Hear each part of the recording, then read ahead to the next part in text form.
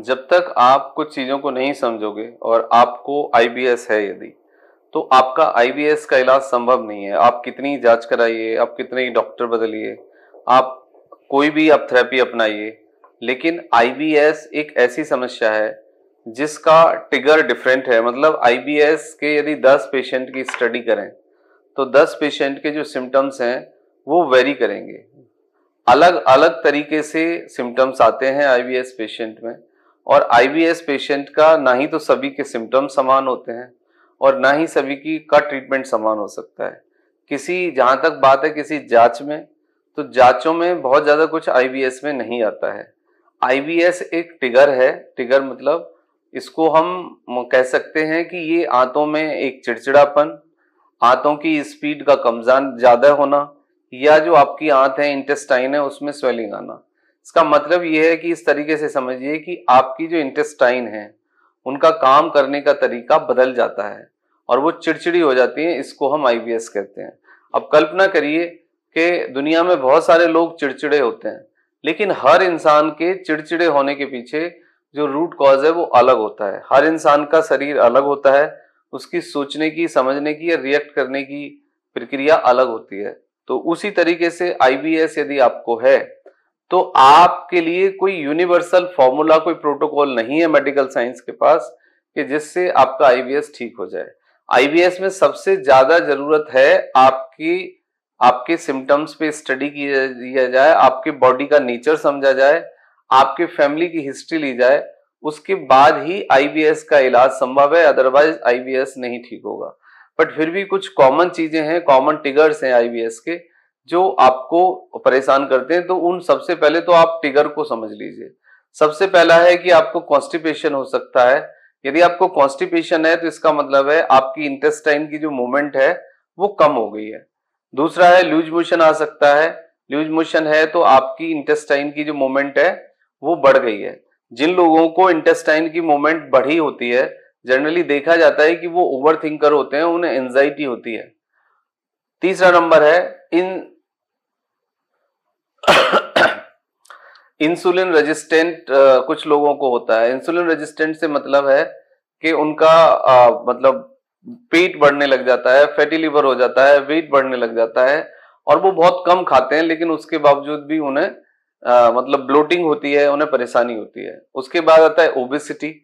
Obesity वाले patient भी IBS के पेशेंट हो सकते हैं। जिनको ओबेसिटी आती है जनरली वो कॉन्स्टिपेशन कैटेगरी वाले लोग होते हैं। उसके बाद है फैटी लिवर।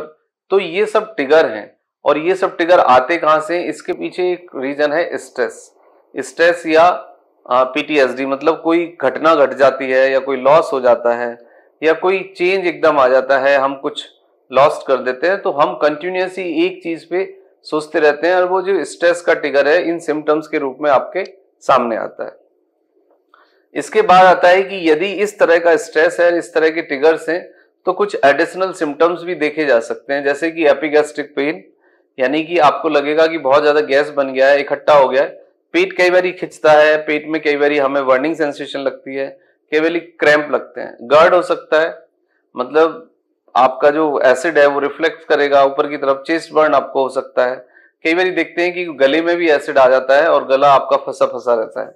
आपको हेडेक हो सकता है, एंजाइटी हो सकती है, आपको डिप्रेशन आ सकता है, इंसोम्निया आप फील कर सकते हैं, ओवर थिंकिंग आप फील कर सकते हैं, fear and the OCD. OCD का मतलब होता है कि आपको प्रॉब्लम तो थिंकिंग में होती है, इमोशनली आप डिस्टर्ब होते हो, लेकिन आपको लगता है कि पेट में कोई बीमारी हो गई है, पेट में कोई खराबी हो गई है, और आप पेट पे ही आपका ध्यान लगा रहता है। और आप जब भी डॉक्टर के पास जाते हो तो आप अपने पेट को ही देखते हो और पेट ही दिखाना चाहते हो।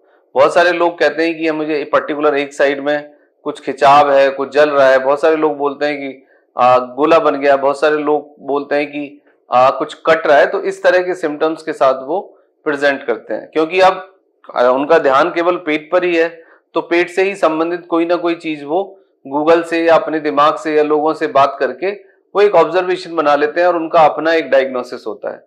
हर आईबीएस पेशेंट का अपना एक डायग्नोसिस होता है और अपनी उसकी एक समझ होती है और उसकी अपनी एक इंफॉर्मेशन होती है जो वो गूगल से या इधर उधर लेके वो कैरी कर रहा होता है, और वही वो सब जाके डॉक्टर को बताता है।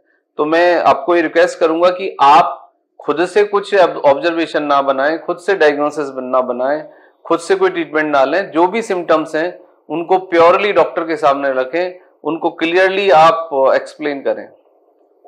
अब ट्रीटमेंट क्या हो सकता है इसका? देखो, ट्रीटमेंट में है कि सबसे पहले आप फाइबर फूड ले सकते हैं। फाइबर आपको मदद करते हैं, प्री प्रोबायोटिक मदद कर सकते हैं, लेकिन ये हर पेशेंट के लिए डिफरेंट हो सकते हैं।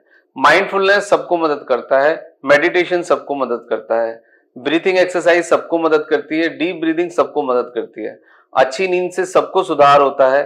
और यदि आप गूगल छोड़ दें, सोशल मीडिया छोड़ दें कुछ समय के लिए, तो ऑटोमेटिकली देखेंगे कि आपका जो नेगेटिव थॉट्स था या जो फियर वाले थॉट्स थे या जो आपका पेट बहुत ज्यादा डिस्टर्ब था वो काफी सेटल डाउन हो गया है।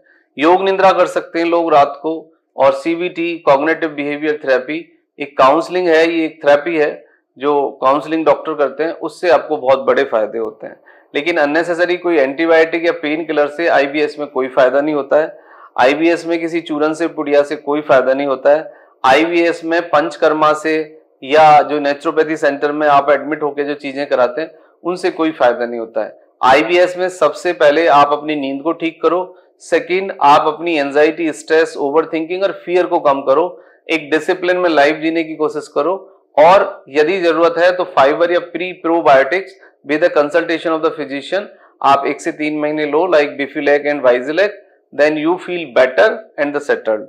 अब आता है कुछ फूड ट्रिगर्स होते हैं। फूड ट्रिगर्स मतलब कुछ लोगों को दूध से प्रॉब्लम हो सकती है, कुछ लोगों को एग से, कुछ लोगों को नॉन वेज से। ये तीनों फूड तो इमीडिएटली हटा दीजिए। उसके बाद यदि आपको गेहूं से प्रॉब्लम है तो गेहूं भी हटा सकते हैं, लेकिन ये 3 फूड हैं जो मतलब डेफिनेटली ट्रिगर करते हैं। और जंक फूड और बाहर का खाना, नेचुरली घर का खाना खाइए, स्मोक मत करिए, अल्कोहल मत लीजिए, and don't take unnecessary the painkiller. Thank you very much and take care yourself.